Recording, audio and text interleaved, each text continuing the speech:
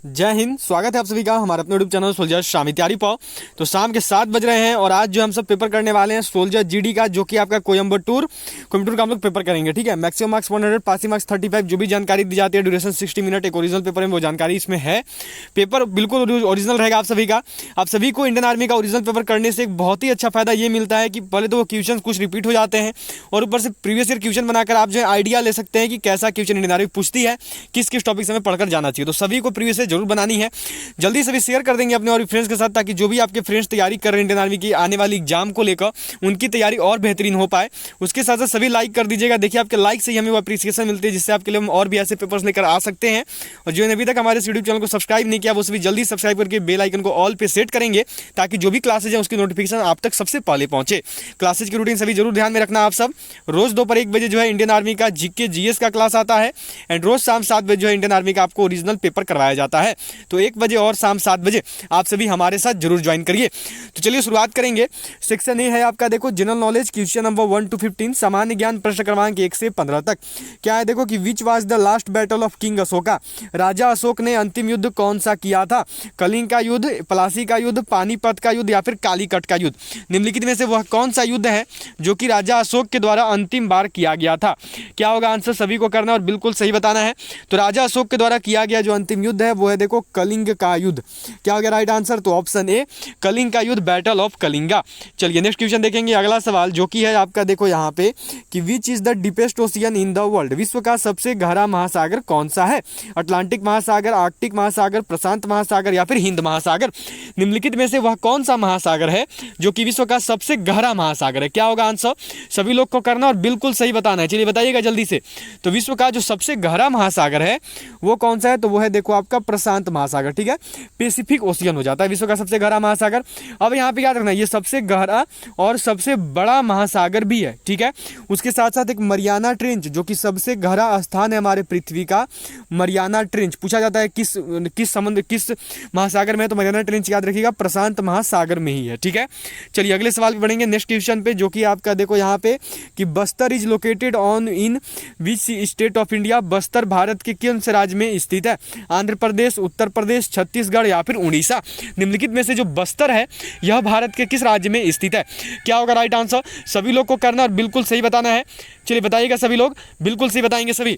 बस्तर कहाँ पे है? तो यह देखो आपका कहाँ पे है? तो ये छत्तीसगढ़ में है। ठीक है, पूछा जाता है कि छत्तीसगढ़ की राजधानी क्या है? तो याद रखिएगा छत्तीसगढ़ की राजधानी बहुत बार पूछी गई है, तो रायपुर होती है छत्तीसगढ़ की राजधानी। ठीक है, चलिए नेक्स्ट क्वेश्चन देखेंगे। अगला सवाल जो कि आपको दिया हुआ है, देखो कि which river is known as Singi Khamban in Tibet. किस नदी को तिब्बत में सिंगी खमब के नाम से जाना जाता है? झेलम, ब्रह्मपुत्र, सतलुज या फिर सिंध। निम्नलिखित में से वह कौन सी नदी है जिसको जो है तिब्बत में सिंगी खमब के नाम से जानते हैं? क्या होगा राइट आंसर, सभी लोग करिएगा और बिल्कुल सही बताइएगा। तो सिंगी खमब के नाम से जाने जाने वाला जो नदी है वो है देखो आपका इंदस सिंधु नदी। क्या होगा राइट आंसर? तो ऑप्शन डी। चलिए नेक्स्ट क्वेश्चन देखेंगे। अगला सवाल जो कि आपका है, देखो कि Indira Gandhi gold cup is associated with which sport. Indira Gandhi gold cup किस खेल से संबंधित है? हॉकी, बैडमिंटन, क्रिकेट या फिर फुटबॉल। चलिए आंसर करेंगे सभी लोग और बिल्कुल सही बताएंगे, कोई भी मिस्टेक नहीं करेगा। बताइए जल्दी से, इंदिरा गांधी गोल्ड कप जो है यह किस खेल से संबंधित है? तो जो इंदिरा गांधी गोल्ड कप है यह देखो संबंधित है आपका हॉकी से। जिन्होंने भी आंसर किया ए को, उन्होंने बिल्कुल सही यहाँ पे अपना आंसर दिया है। चलिए अगले सवाल पे बढ़ेंगे नेक्स्ट क्वेश्चन पे, जो कि आपका देखो 6 नंबर सवाल है कि what is the term of Rajya Sabha members. Rajya Sabha के सदस्यों का कार्यकाल कितना है? 5 साल, 6 साल, 3 साल या फिर 4 साल। निम्नलिखित में से जो राज्यसभा के सदस्य हैं उनका कार्यकाल कुल कितने वर्षों का होता है? क्या होगा आंसर, चलिए बताइए सभी। राज्यसभा और लोकसभा देखो बहुत इंपॉर्टेंट है, इससे हमेशा क्वेश्चन आती है। तो बताना है अभी आप सबको कि राज्यसभा के सदस्यों का जो कार्यकाल है यह कितने वर्षों का होता है। तो जो राज्यसभा के सदस्य हैं इनका जो कार्यकाल है ये होता है देखो 6 वर्षों का। क्या हो गया राइट आंसर? तो ऑप्शन बी। ठीक है, अब यही अगर आपसे लोकसभा पूछ देता कि लोकसभा के सदस्यों का कार्यकाल कितने वर्षों का होता है, तो लोकसभा के सदस्यों का कार्यकाल जो है 5 वर्षों का होता है। ठीक है, चलिए नेक्स्ट क्वेश्चन देखेंगे। अगला सवाल जो कि आपका देखो 7 नंबर यहाँ पे कि Pele is associated with which sport.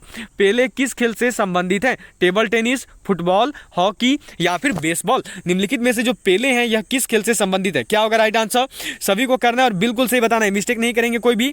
चलिए बताने की कोशिश कीजिएगा कि जो पेले खिलाड़ी हैं यह किस खेल से संबंधित है। क्या होगा राइट आंसर? तो जो पेले हैं यह देखो संबंधित है किस खेल से, तो यह संबंधित है फुटबॉल से। क्या होगा राइट आंसर? तो ऑप्शन बी, ठीक है। यह किस देश के रहने वाले हैं? तो याद रखेंगे सबको कि जो पेले हैं यह देखो रहने वाले हैं ब्राजील के। क्या हो जाता है? तो ब्राजील हो जाता है, ठीक है। और फुटबॉल से जो है ये संबंधित है।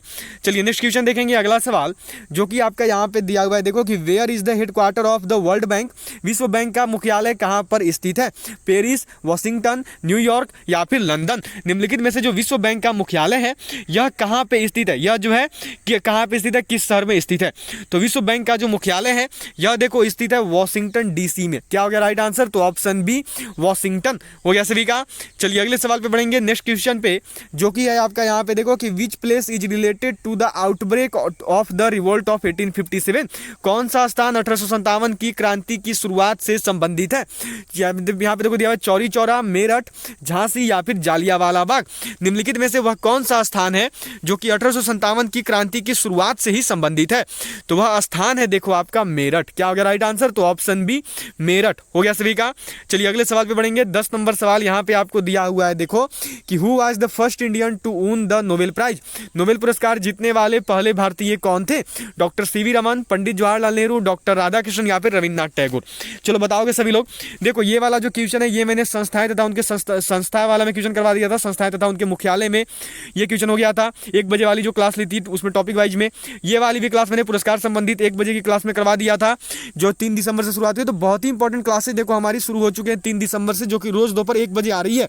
उसमें बहुत सारे इंपॉर्टेंट टॉपिक्स आपको करवाए जा रहे हैं जो कि इंडियन आर्मी में जिससे क्वेश्चंस आते हैं और आपको हर पेपर में उन सभी टॉपिक से क्वेश्चन देखने को जरूर से जरूर मिलेगा। तो अगर आपने अभी तक उन सभी क्लासेस को मिस कर दिया तो प्लेलिस्ट से जाकर आप सब देख सकते हो, प्लेलिस्ट सेक्शन में जाकर चेक कर सकते हो। और रोज दोपहर 1 बजे आप सभी ज्वाइन जरूर करिए जीके जीएस की क्लास के लिए। तो नोबेल पुरस्कार जीतने वाले जो प्रथम भारतीय हैं वो कौन है? तो वहीं देखो रविन्द्रनाथ टैगोर जी। क्या होगा राइट आंसर? तो ऑप्शन डी, ठीक है। चलो अगले सवाल पे बढ़ेंगे, नेक्स्ट क्वेश्चन पे जो कि आपका यहाँ पे दिया हुआ है, देखो ये क्वेश्चन है आपका यहाँ पे, ये क्वेश्चन किया गया है आपसे कि where is the Indian military academy located? भारतीय सैन्य अकादमी कहाँ पर स्थित है? देहरादून, गया, चेन्नई या फिर हैदराबाद? निम्नलिखित में से जो भारतीय सैन्य अकादमी है यह कहाँ पे है? जो भारतीय सैन्य अकादमी है यह कहाँ पे स्थित है? तो जो भारतीय सैन्य अकादमी है यह देखो स्थित है देहरादून में। क्या होगा राइट आंसर? तो ऑप्शन ए देहरादून हो गया सभी का। चलिए नेक्स्ट क्वेश्चन में पढ़ेंगे अगले सवाल पे जो कि है देखो कि which country sent a human to the moon for the first time? सबसे पहले चांद पर मनुष्य को किस देश ने भेजा? चीन, रूस, जापान या फिर यूएसए? निम्नलिखित में से वह कौन सा देश है जिसके द्वारा चांद पर जो है मनुष्यों को सबसे पहले भेजा गया था? तो चांद पर सबसे पहले कौन गए थे? सबसे पहले तो ये आप लोग बताओ। तो चांद पर सबसे पहले तो आप सब जानते हैं कौन गए थे, तो वो गए थे देखो नील आर्मस्ट्रांग, ठीक है। चांद पर सबसे पहले कौन गए? तो वो गए देखो नील आर्मस्ट्रांग, ये तो सबको पता है। अब ये किस देश से संबंधित थे? तो ये देखो संबंधित है यूएसए से, संयुक्त राज्य अमेरिका से। क्लियर हो गया। नील आर्मस्ट्रांग गए थे सबसे पहले चांद पर, ये नोट कर लेना सब कोई। किस देश से है? तो यूएसए से है, ठीक है, अमेरिका से है। अब देखो यहीं पे आपका ये एक और यहाँ पे बनता है, ये देखो जो रूस दिया हुआ है इसने सबसे पहले अंतरिक्ष में मानव भेजे थे, ठीक है। अंतरिक्ष में सबसे पहले मानव किसके द्वारा भेजे गए थे? तो रूस के द्वारा भेजे गए थे। अगर चांद पर बोलेगा तो यूएसए और यदि अंतरिक्ष पर बोलेगा तो रूस। ध्यान में रखना कौन गया था, तो वो है देखो यूरी गागरिन, ठीक है। आपके यूनिवर्स में मतलब अंतरिक्ष में जाने वाले जो पहले व्यक्ति हैं वो कौन है? तो वो याद रखना यूरी गागरिन है, ठीक है। किस देश के द्वारा भेजे गए थे? तो रूस के द्वारा भेजे गए थे। ये अंतरिक्ष का हो गया। यदि चांद का बोलेगा तो याद रखिएगा यूएसए और फिर नील आर्मस्ट्रांग। क्लियर हो गया सभी को। चलिए नेक्स्ट क्वेश्चन देखेंगे अगला सवाल जो कि है आपका देखो कि Sardar Sarovar project is located on which river? Sardar Sarovar परियोजना किस नदी पर स्थित है? नर्मदा या फिर गोदावरी या कोसी या फिर गंगा? निम्नलिखित में से जो सरदार सरोवर परियोजना है यह किस नदी पे स्थित है? जो अभी तक भी क्लास को लाइक नहीं किया है सभी जल्दी से लाइक बटन प्रेस करेंगे, उसके साथ साथ सभी जल्दी से शेयर कर दीजिएगा अपने और फ्रेंड्स के साथ। और जो अभी तक सब्सक्राइब नहीं किया वो सभी सब्सक्राइब करके जल्दी से बेल आइकन को ऑल पे सेट करेंगे ताकि जो भी क्लासेज होती है उसकी नोटिफिकेशन आपको सबसे पहले मिल पाए। तो सरदार सरोवर परियोजना जो है यह देखो स्थित है नर्मदा नदी पे। क्या हो गया राइट आंसर? तो ऑप्शन ए हो गया सभी का। चलिए नेक्स्ट क्वेश्चन देखेंगे अगला सवाल जो कि है आपका देखो कि what was the total number of members in drafting committee of the constitution? संविधान की ड्राफ्टिंग कमेटी में कुल कितने सदस्य थे? 8, 5, 7 या फिर 6? निम्नलिखित में से जो संविधान की ड्राफ्टिंग कमेटी है उसमें कुल कितने सदस्य थे? क्या होगा राइट आंसर? सभी को करना है और बिल्कुल सही बताने की कोशिश करनी है। तो संविधान की जो ड्राफ्टिंग कमेटी है इसमें देखो कुल 7 सदस्य थे। क्या हो गया राइट आंसर? तो ऑप्शन सी हो गया सभी का। चलिए अगले सवाल पे बढ़ेंगे, नेक्स्ट क्वेश्चन पे, जो कि आपका दिया हुआ है देखो कि Jodhpur is located in state of India. Jodhpur शहर भारत के राज्य में स्थित है। उत्तर प्रदेश, पश्चिम बंगाल, महाराष्ट्र या फिर राजस्थान? निम्नलिखित में से जो जोधपुर शहर है यह भारत के किस राज्य में स्थित है? क्या होगा राइट आंसर? चलिए करिएगा जल्दी से और सभी लोग बताइएगा। तो जो जोधपुर शहर है यह देखो स्थित है राजस्थान राज्य में। क्या होगा राइट आंसर? तो ऑप्शन डी। चलिए जीके के जो है 15 क्वेश्चन हो चुके हैं। अब जो हम सब आगे बढ़ेंगे जीएस के क्वेश्चन की ओर, ठीक है।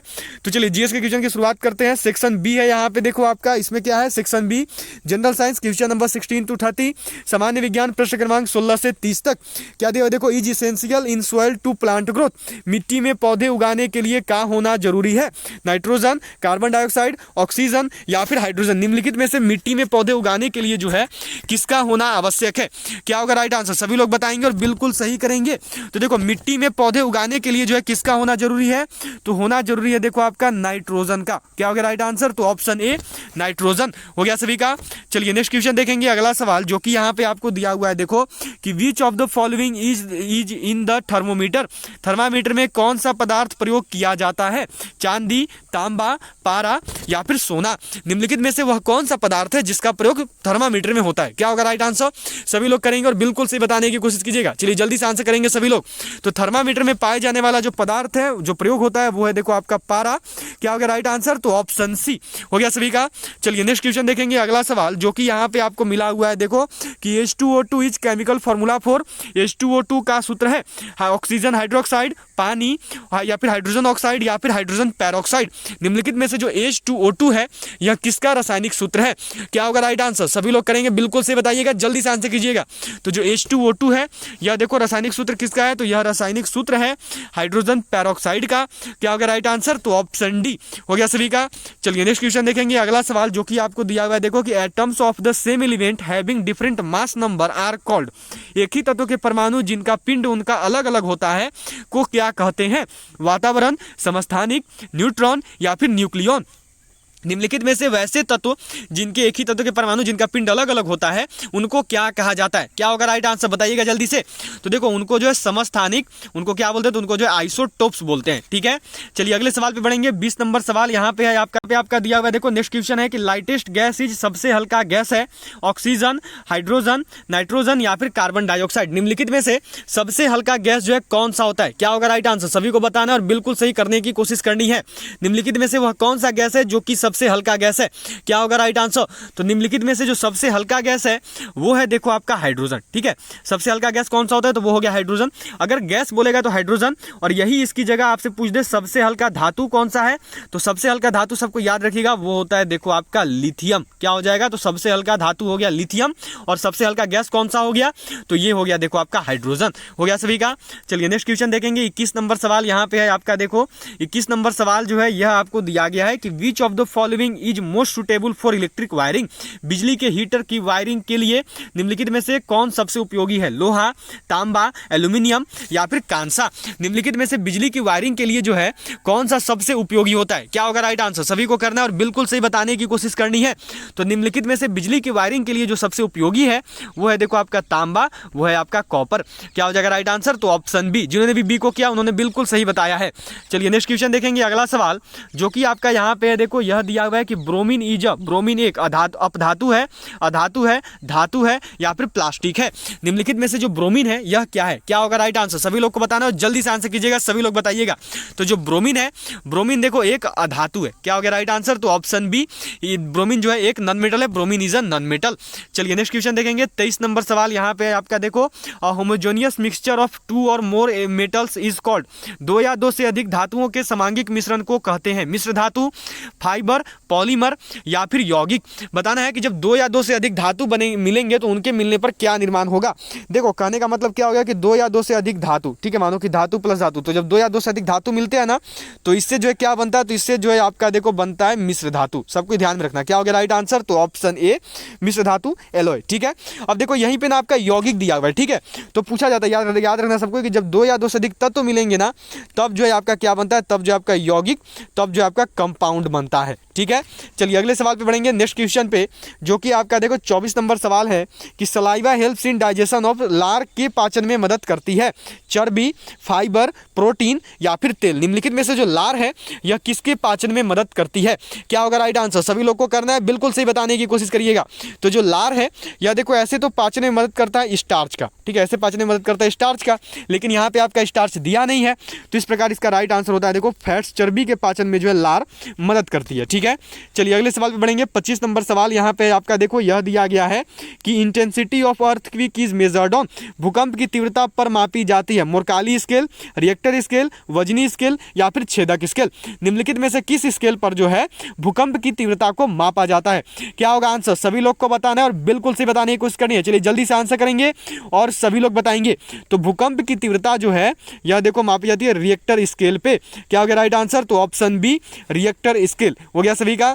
चलिए अगले सवाल पे बढ़ेंगे, नेक्स्ट क्वेश्चन है आपका देखो यहाँ पे 26 नंबर सवाल जो है यह आपको देखो दिया गया है, क्वेश्चन है आपका कि snakes belong to which animal classes, सांप किस प्राणी वर्ग में आते हैं, कशेरुकी या फिर स्तनपायी या उभयचर या फिर सरीसृप। निम्नलिखित में से जो सांप है यह किस प्राणी वर्ग में आते हैं, क्या होगा राइट आंसर। तो जो सांप है यह देखो आते हैं सरीसृप रेप्टाइल्स के प्राणी वर्ग में, क्या होगा राइट आंसर, तो ऑप्शन डी हो गया सभी का। चलिए अगले सवाल पे बढ़ेंगे, नेक्स्ट क्वेश्चन दिया हुआ है देखो कि which is the largest bone in the human body, मनुष्य के शरीर की सबसे बड़ी हड्डी कौन सी है, रेडियस, ह्यूमेरस, फीमर या फिर टिबिया। निम्नलिखित में से मनुष्य के शरीर की सबसे लंबी हड्डी जो है कौन सी होती है, क्या होगा राइट आंसर। सभी लोग को करना और बिल्कुल सही बताने की कोशिश करनी है, गलती कोई भी नहीं करिएगा। चलिए बताइए क्या होगा। तो मनुष्य के शरीर की जो सबसे लंबी, सबसे बड़ी और सबसे लंबी हड्डी जो है ना वो होती है फीमर। ठीक है, सबसे मजबूत भी यही होता है, याद रखना फीमर होती है। ठीक है, फीमर कहाँ पाया जाता है, तो फीमर जो है जांघ में पाया जाता है, सभी ध्यान में रखेंगे, फीमर जो है जांघ में पाई जाती है। अब यहाँ पे याद रखना सबसे बड़ी तो हो गई आपकी फीमर, अब वही अगर आपसे सबसे छोटी पूछ दे, ठीक है, अगर कभी सबसे छोटी हड्डी पूछ दे तो वो कौन सी है, तो वो याद रखेंगे सबको स्टेपीज होती है। ठीक है, सबसे छोटी जो स्टेपीज होती है कहाँ पे पाई जाती है, तो ये जो है आपका देखो कान में पाई जाती है। ठीक है, चलिए नेक्स्ट क्वेश्चन देखेंगे, अगला सवाल जो कि आपको यहाँ पे दिया हुआ है, देखो क्या क्वेश्चन है आपका, यह दिया गया है यहाँ पे कि which one of the following disease is caused by virus. निम्नलिखित में से कौन सी बीमारी वायरस के कारण होती है, टाइफाइड, मलेरिया, जुकाम या फिर हैजा। चलिए बताएंगे सभी लोग, जल्दी सभी क्लास क्वेश्चन को लाइक करेंगे, उसके साथ साथ सभी शेयर जरूर करेंगे अपने और फ्रेंड्स के साथ, और जो अभी तक भी चैनल को सब्सक्राइब नहीं किया है वो सभी सब्सक्राइब करके बेल आइकन को ऑल पे जल्दी से सेट कर देंगे। तो वह बीमारी जो वायरस के कारण होती है वो है देखो आपका जुकाम, कॉमन कोल्ड। ठीक है, चलिए नेक्स्ट क्वेश्चन देखेंगे, 29 नंबर सवाल यहाँ पे आपको दिया हुआ है देखो कि blood pressure is controlled by which gland, रक्तचाप किस ग्लैंड के द्वारा नियंत्रित होता है, थायराइड ग्लैंड, थाइमस, कॉर्पस लूटम या फिर एड्रिनल ग्लैंड। निम्नलिखित में से जो रक्तचाप है यह किस ग्रंथि से जो है नियंत्रित की जाती है, क्या होगा आंसर। चलिए बताइएगा जल्दी से। तो जो रक्तचाप है यह देखो नियंत्रित होती है एड्रिनल ग्लैंड से, क्या हो गया, तो ऑप्शन डी हो गया सभी का। अब जो है आज का लास्ट क्वेश्चन है आपका देखो 30 नंबर सवाल यहाँ पे दिया हुआ है, यह है आपका कि antibiotic penicillin is obtained from, रोग प्रतिरोधक पेनिसिलिन कहाँ से प्राप्त की जाती है, फफूंदी, खमीर, शैवाल या फिर जीवाणु, क्या होगा राइट आंसर। चलिए सभी लोग को करना है। तो आज मैंने आपको एक भी होमवर्क नहीं दिया है, तो ये क्वेश्चन आज आपके लिए होमवर्क रहेगा। ठीक है, सभी लोग जो इसका आंसर कमेंट बॉक्स में करेंगे और बताएंगे क्या होगा, यह आपका आज का होमवर्क है। सभी को आंसर करना और बताना है कि जो रोग प्रतिरोधक पेनिसिलिन है इसकी प्राप्ति कहाँ से की जाती है। ऑल ऑफ यू बाय, मिलेंगे आपसे सीधा कल दोपहर 1 बजे जब आएगी हमारी इंडियन आर्मी की जीके जीएस की class. All of you bye, मिलते हैं आपसे सीधा कल दोपहर 1 बजे। तब तक के लिए जय हिंद, जय Bharat, have a good night, sweet dreams. मिलूंगा आपसे सीधा कल दोपहर 1 बजे। जय हिंद, जय भारत।